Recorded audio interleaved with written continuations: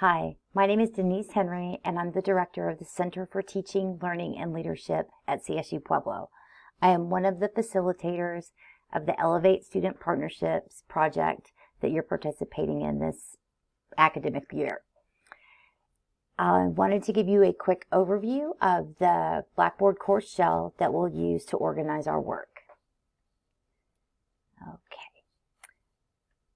So all the information you'll need is planted over in the menu on the left-hand side.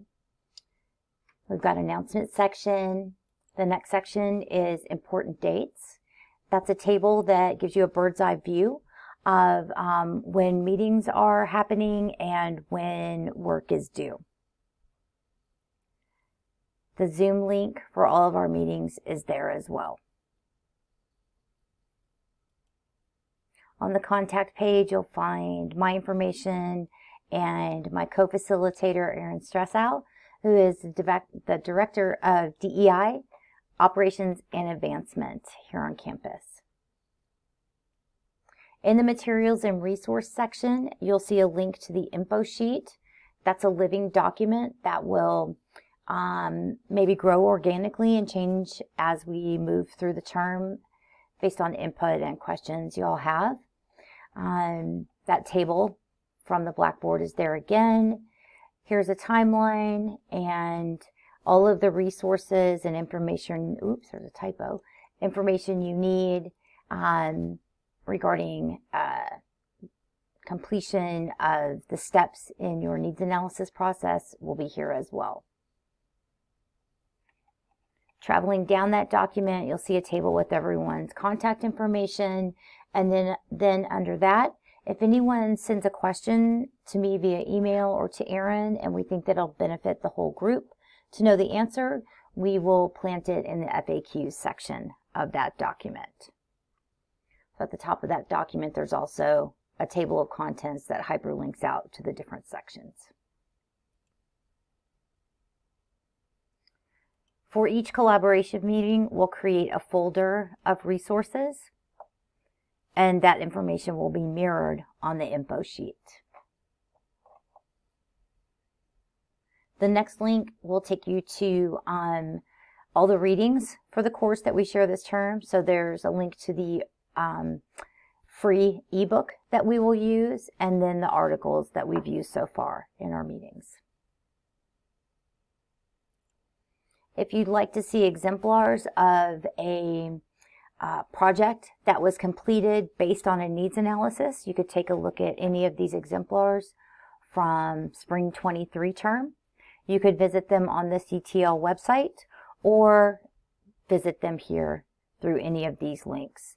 We had folks participating in a professional learning collaboration in the spring term, and in that collaboration, they completed the same needs analysis that you will complete and then created a student success strategy based on that needs analysis. So there's some interesting projects in there. After each meeting, you'll go to that attendance and feedback form link and just click the button that corresponds to the meeting that you attended and then give us some feedback about the meeting.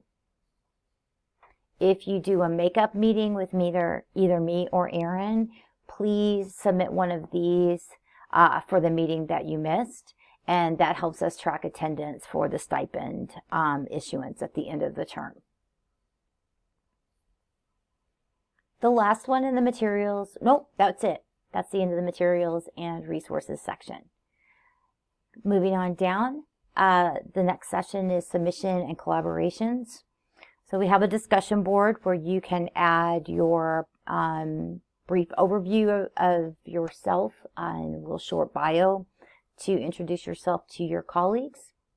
And there's also a place to ask questions. The way that you'll submit the work that we do for the needs analysis will be in a blog that is attached to the Grade Center in Blackboard so that we can track the completion.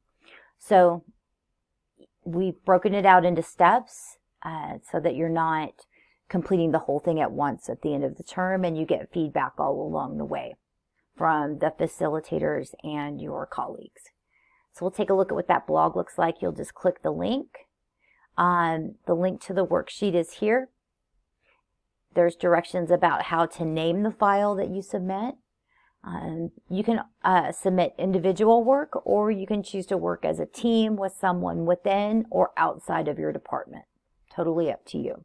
We just need one submission from each person in the cohort so that we can track that everyone has submitted each deliverable all along the way. The cool thing about using this blog is that we're able, when you submit something, you're able to ask a question or ask for resources or ask for feedback, and your colleagues can comment right here for you. So that's a nice way for us to build collaboration as we move through this project. So each one of those steps that you submit, so you'll submit step 1 and 2, step 3, and then 4 and 5, those will go here into this blog. The final action plan and your presentation of that action plan will be submitted here by clicking this link. Again, that link to exemplars, this is the same set of exemplars that I just showed you a few minutes ago. That's right here. And when it comes down to the time to create the presentation, you have lots of options. So it's we're going to use Universal Design for Learning, which gives you more than one way to show what you know and what you've learned. And you'll share your information using any one of the tools listed here, or a presentation tool of your choice if one of them, if what you'd like to use is not listed. There'll be lots of guidance on this as we go forward. Just wanted to let you know what's coming down the road for you. Finally, there's a place for you to check your submission status. So if you submit something and you're like, hey, I submitted that last week, but it hasn't been recorded yet, you can give Erin or I a nudge, and we'll make sure that we see that sometime. You know, things happen. We'll do our best to get everything marked quickly, but sometimes things happen. So it's a good idea to keep track of your progress yourself too. We're going to use alternative grading methods, so you won't see points and you won't see percentages. You'll see the words good to go or please revise. And you'll also see comments on your work. We'll always give feedback ourselves.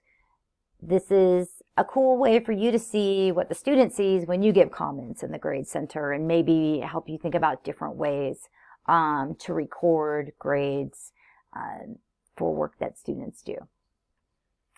And that is a quick overview of the shell. If you have any questions, please don't hesitate to reach out. We're here to support and help you, and we're really excited about doing the work with you this term.